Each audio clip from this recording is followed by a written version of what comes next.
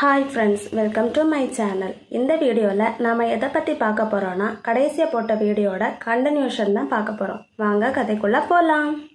போன வீடியோவில் கடைசியாக பார்த்தது அரசன் இசபெல்லாவுக்கு ஒரு யோசனை சொன்னது. சரி, அது என்ன யோசனைன்னு தானே யோசிச்சுட்டு இருக்கீங்க. வாங்க கதையில் போய் தெரிஞ்சுக்கலாம். முன்னே ஃபெடரிக் என்றொரு போர் வீரன் இருந்தான். அவனுக்கு மரியானா என்றொரு தங்கை இருந்தாள். அவளை ஆஞ்சலோவுக்கு அவள் தமையனானவன் கல்யாணம் செய்து கொடுத்து அவளுக்கு கொடுக்க வேண்டிய சீதனத்தை எல்லாம் ஒரு கப்பலில் ஏற்றி இந்த ஊருக்கு கொண்டு வந்து கொண்டிருந்தார். நடு சமுத்திரத்தில் கப்பல் ஒரு பாறையில் மோதி உடையவே அந்த சீதனங்களுடன் அந்த வீரன் கடலில் மாண்டான். தன் பெண் சாதிக்கு சேர வேண்டிய ஆஸ்தி சேராததினால் ஆஞ்சலோ அவளை ஒரு குற்றத்தை சாட்டி தள்ளி வைத்திருந்தான். அந்த பெண் தனது தமையனையும் ஆஸ்தியையும் நீரில் இழந்தது போல நிலத்தில் புருஷனையும் இழந்து துக்கப்பட்டு கொண்டிருந்தாள். ஆகையினால், இசபெல்லாவே, நாம் இருவருமாய் சேர்ந்து ஓர் தந்திரம் செய்ய வேண்டும். நீ ஆஞ்சலோவிடம் சென்று இன்று இரவு அவர் கூறிய இடத்திற்கு நீ தனிமையில் வருவதாக ஒப்புக்கொண்டு வந்துவிடு. உனக்கு பதிலாக மரியானாவை நாம் அவள் புருஷனிடம் அனுப்பிவிடுவோம். இப்படி நாம் செய்வது ஒரு பாவத்திலும் சேர்ந்ததாகாது. ஆஞ்சலோ அவளை கல்யாணம் செய்த புருஷன் அல்லவா? ஒரு புருஷனுடன் அவன் நற்குணமுள்ள பெண் சாதியை சேர்த்து வைப்பது நமக்கு எவ்வளவோ புண்ணியம் என்று சன்னியாசி சொல்ல, இசபெல்லா அதை கேட்டு சந்தோஷமடைந்து சன்னியாசியின் நற்குணத்தை மெச்சி அப்பொழுதே அவன் சொன்ன ஏற்பாட்டை முடித்து வைக்க ஆஞ்சலோவிடம் சென்றாள். அரசனும் தான் செய்த ஏற்பாட்டை மரியானாவிடம் சொல்ல அவள் வீடு சென்றான். இதற்கு முன்னமே தாமே தன் சன்னியாசி வேஷத்துடன் அவளை கண்டு அவள் துக்கத்தை கேட்டிருந்தவனாகையால் பெரிய அரசன் இவ்விஷயத்தில் இவ்வளவு சிரமப்படும்படி ஆயிற்று. இசபெல்லா ஆஞ்சலோவை கண்டு சொல்லிவிட்டு சன்னியாசி சொல்லியிருந்தபடி மரியானா வீட்டிற்கு வந்து சேர்ந்தாள். அங்கு இவள் வரவை எதிர்பார்த்திருந்த சன்னியாசியும் ராஜ பிரதிநிதி என்ன சொன்னார் என்று கேட்க, அதற்கு இசபெல்லா தான் காரியத்தை சரிவர முடித்து வந்து விட்டதாக சொல்லி, அரண்மனைக்கு அருகில் செங்கல் சுவரால் மதிலெடுத்த ஒரு தோட்டம் இருக்கிறதென்றும் அதன் மேற்புறத்தில் திராட்சை கொடியால் போடப்பட்ட ஒரு பந்தல் இருக்கிறதென்றும் அவ்விடத்தில் தான் ராத்திரியில் வந்து சேர வேண்டும் என்று ஆஞ்சலோ சொன்ன செய்திகளை சொல்லி அவன் கொடுத்த தோட்ட கதவுகளின் 2 திறவுகோள்களையும் காண்பித்தாள். அதை சன்னியாசி வாங்கி மரியானாவிடத்தில் கொடுத்து, நீ இவள் சொன்னதை மனதில் வைத்து கொண்டு செய்வாயேயானால் உன் புருஷனை அடைவாய் என்றான். மரியானா அதை கேட்டு மிக சந்தோஷமடைந்து, இன்னும் வேறு ஏதாவது சங்கேதம் உண்டோவென்று கேட்க, அதற்கு இசபெல்லா, ஒன்றுமில்லை, ஆனால் நீ அவரை விட்டு திரும்பி வரும் பொழுது மெதுவாய் என் தமையனை மாத்திரம் மறக்கக்கூடாதென்று சொல்லி வர வேண்டும் என்றாள்.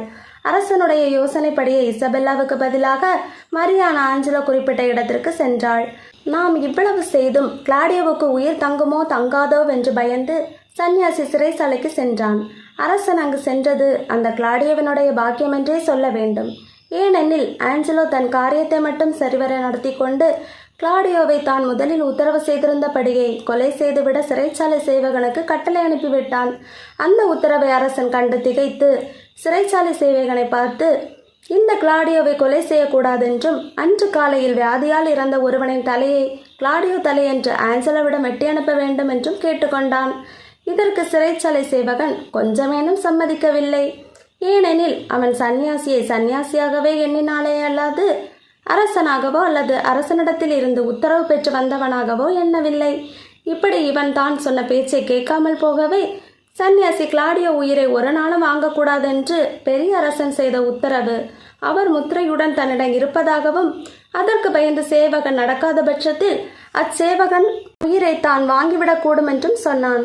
அதை சிறைசாலை மனிதன் கேட்டு பயந்து, நீர் அந்த உத்தரவை காட்டுவீரே, ஆனால் நான் இந்த கிளாடியோவை அவர் திருப்பி வருவரையில் காப்பாற்றி வைப்பேன் என்றான். உடனே சன்னியாசி சிறிது தூரம் சென்று ஒரு காகிதத்தில் எழுத வேண்டிய உத்தரவை எழுதி தான் மறைத்து வைத்த முத்திரையை அதில் பதித்து அதை ஒரு உரையில் போட்டு சிறைச்சாலை சேவகனிடம் கொண்டு வந்து கொடுத்தான். அதை படித்ததும் சேவகன் நடுங்கி இவனை அரசனுடைய தூதனாக எண்ணி செத்தவனின் தலையை வெட்டி ஆஞ்சலோவுக்கு அனுப்பிவிட்டு கிளாடியோவை காப்பாற்றி வைத்தான்.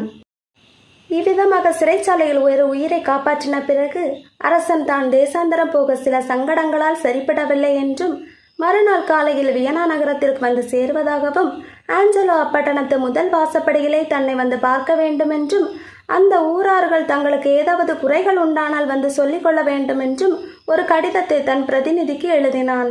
பொழுது விடியும் முன்னமே இசபெல்லா சிறைச்சாலைக்கு சென்று தன் தமையன் கிளாடியோ பிழைத்திருக்கிறானா வென்று விசாரிக்க அங்கு இவளுக்காகவே தனது சன்னியாசி வேஷத்தை கலைக்காமல் நின்ற அரசன் கிளாடியோ ஸ்வர்க்கத்தில் இருக்கிறான்.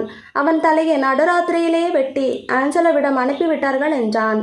பெண்கள் சிகாமணியாகிய இசபெல்லா அது கேட்டு கீழே விழுந்து தன் தமையனுக்காக தான் செய்த உபாயம் ஒன்றும் பலிக்காமல் போனதை பற்றியும் சன்னியாசி சொன்ன சொல்லும் பொய்யாய் போனதை பற்றியும் புலம்பினாள். அதற்கு அரசன் அவளுக்கு தைரியம் சொல்லி, பொழுது விடிந்தவுடன் அரசன் வரப்போகிறார், அவரிடம் உன் பிராதை சொல்லிக் கொள்வாயானால் உனக்கு நியாயம் கிடைக்கும் என்று உபதேசித்து மரியானா வீட்டிற்கு சென்றான். அவளுக்கு நடந்து கொள்ள வேண்டிய விஷயத்தை ஏற்பாடு செய்துவிட்டு பட்டணத்திற்கு வெளியே போய்விட்டான். ஊரை விட்டு வெளியே போனதும் தன் சன்னியாசி வேஷத்தை மாற்றி அவ்வுடைகளை தன் வேலைக்காரனிடம் ஒப்புவித்து தனது உண்மையான ராஜவேஷம் பூண்டு பட்டணத்தை நோக்கி வந்து கொண்டிருந்தான்.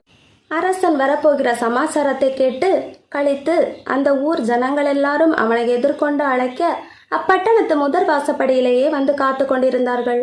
தங்கள் பழைய அரசனை கண்டதும் அவர்களுக்கு உண்டான சந்தோஷத்திற்கு அளவே இல்லை.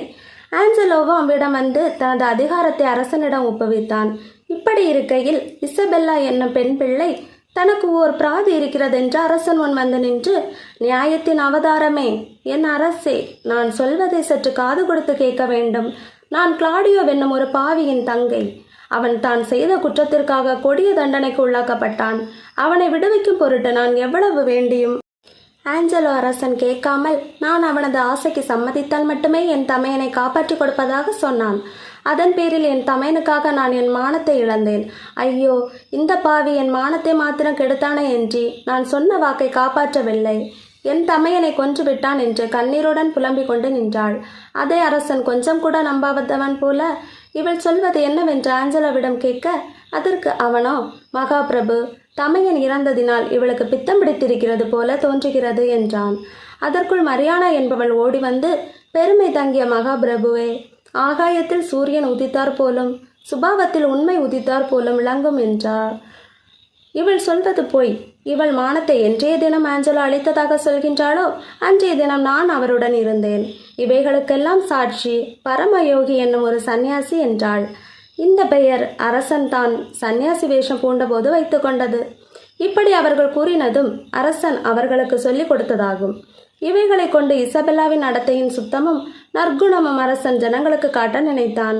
ஆனால் இவ்விதமாய் தன் துர்நடத்தையை வெளிப்படுத்த இம்மூவர்களும் ஒன்று சேர்ந்திருக்கிறார்கள் என்பது ஆஞ்சலோவுக்கு சிறிதும் தெரியாது. இவ்விருவர்களும் சொல்வதில் இருந்த வித்தியாசத்தை கண்டு ஆஞ்சலோ தான் தப்பித்து கொள்ள வழி பார்த்தான். நான் இதுவரையில் சிரிப்பை பொறுத்து கொண்டிருந்தேன். இனி சும்மா இருப்பது சரியல்ல. இவர்களை யாரோ என் பெயரை கெடுக்கும்படி ஏவி விட்டிருக்கிறார்கள் என்று ஆஞ்சலோ சொல்லவே அதற்கு அரசன் எஸ்கேலஸ் என்னும் பிரபுவை பார்த்து, ஐயா, நீங்கள் ஆஞ்சலோ என்பவனுடன் கூட உட்கார்ந்து இவர் மேல் வந்திருக்கும் குற்றத்தை விசாரியுங்கள். நான் வெளியே போய் அந்த சன்னியாசியை கண்டுபிடித்து வருகிறேன் என்று சொல்லி வெளியே சென்றான். அது கேட்ட ஆஞ்சலோ தன்மேல் வந்த குற்றத்தை தானே விசாரிக்க வந்ததே என்று மிகவும் மனமகிழ்ந்து அரசன் திரும்பி வரும் முன் விசாரித்து முடிக்க அவ்விரு பெண்களையும் தன்முன் வரவழைத்து அவர்களை சில கேள்விகள் கேட்க ஆரம்பித்தான். எஸ்கேலஸ் ஆஞ்சலோ குற்றமற்றவன் என்றும் சன்னியாசி ஒருவன் பேச்சை கேட்டு இந்த பெண்கள் இப்படி நிந்திக்கிறார்கள் என்றும் எண்ணிக்கொண்டிருக்கையிலே சன்னியாசியும் அங்கு வந்து தோன்றினார். அவரை கண்டதும் எஸ்கேலஸ், நீங்களா ஆஞ்சலோ பிரபுவை தூசிக்கும்படி இவ்விரண்டு பெண்களை ஏவி விட்டது என்று கேட்டான். அதற்கு அவன், அரசன் எங்கே? அவருடன் பேச வேண்டுமே, அல்லது உம்முடன் நான் பேச வரவில்லை என்றான். அதற்கு எஸ்கேலஸ், இந்த சங்கதியை விசாரிக்க அரசன் எங்களுக்கு உத்தரவு செய்து போயிருக்கிறார், சொல்லும் என்றான். அதற்கு சன்னியாசி, இந்த குற்றத்தை உங்களிடம் விசாரிக்கும்படி அரசன் எப்படி விட்டார்?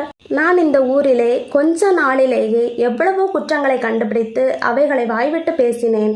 அதற்கு எஸ்கேலஸ் என்பவர் என்னை சிறைச்சாலைக்கு அனுப்புவதாக சொன்னார் என்று சொல்லி தன் சன்னியாசி வேஷத்தை கலைத்து அரசனாக தோன்றினான்.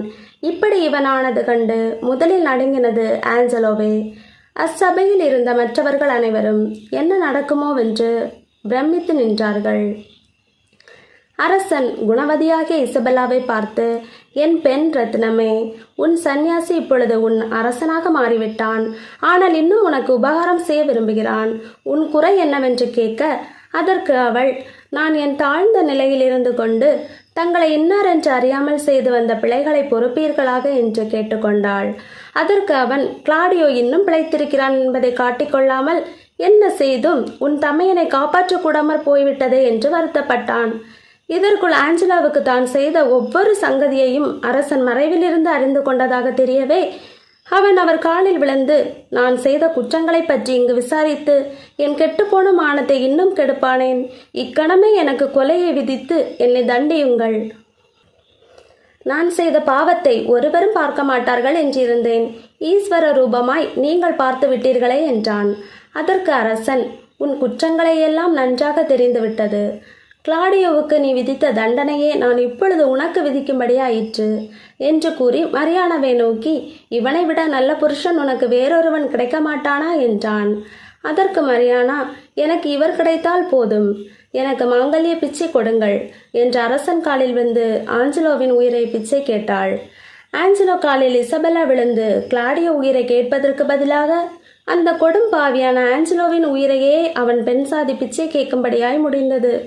பின்பு தான் செய்வது மாத்திரம் போதாதென்று மரியானா இசபெல்லாவை பார்த்து, தாயே, நீயும் அரசன் காலில் விழுந்து என் புருஷன் பிராணனை ரட்சித்து கொடுப்பாயாக என்று கேட்டுக்கொள்ள அவளும் தன் மானத்தை கெடுக்க முதலில் நினைத்த கொடும்பாவியாகி ஆஞ்சலோவுக்கு இறங்கி அரசன் காலில் விழுந்து ஆஞ்சலோவை விடுவிக்க கேட்டுக்கொண்டாள்.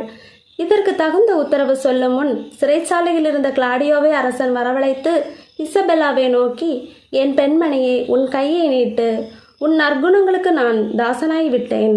இதோ உன் தமையனை கொலை செய்யாமல் காப்பாற்றி வைத்திருந்தேன். இன்று முதல் நீ எனக்கு ராணியாகி உன் தமையனையும் என் தமையனாய் பண்ணு என்று சொல்லி அவளை தன் சிங்காசனத்தில் வைத்தான். உடனே ஆஞ்சலோவை பார்த்து, நீ கொண்ட எண்ணங்கள் கெட்டவைகளாய் இருந்த போதிலும் உன்னை மரியானா என்னும் பெண்மணி நிமித்தம் மன்னிக்கிறேன். அவளுக்காக உன் உயிரை நான் இப்பொழுது திருப்பி கொடுக்கிறேன். நீ கொஞ்ச காலம் அதிகாரத்தில் இருக்கும்போது உன்னுடைய இருதயம் எவ்வளவு கடினமாயிருந்தது. இனிமேலாவது தயதாட்சணியம் என்பதை நீ அறி என்று சொல்லி அவனை விடுதலை பண்ணினான். அதே நிமிஷத்தில் அரண்மனையில் 3 கல்யாணங்கள் நடந்தன. கிளாடியோ என்பவன் ஜூலியத்தையும், அரசன் இசபெல்லாவையும், ஆஞ்சலோ மரியானாவையும் கல்யாணம் செய்து கொண்டார்கள். இசபெல்லா காவி துணியை கட்டாமல் இருந்தபடியால் அரசனை கல்யாணம் செய்து கொள்ள யாதொரு தடையும் இல்லாமல் இருந்தது. தனது நற்குண நற்செய்கைகளினால் அந்நாட்டில் உள்ள பெண்களையெல்லாம் அவள் சீர்திருத்தி வைத்தாள். ஜூலியத்தை போல பெண்கள் தங்கள் பிறந்த வீட்டை விட்டு ஓடி போய் விடவாவது, கிளாடியோவை போல் புருஷர்கள் சிறையில் அகப்பட்டு கொண்டு விழிக்கவாவது சிறிதும் இடமில்லாமற் போயிற்று. தயாநிதியான அந்த அரசனும் நற்குணமுள்ள இசபெல்லா என்னும் பெண்ணை தன் பெண் சாதியாக பெற்று நீடூடி காலம் சுகித்து வாழ்ந்திருந்தான். நீதி, நாம் பிறர் கலப்பதுதான் நமக்கும் அளக்கப்படும்.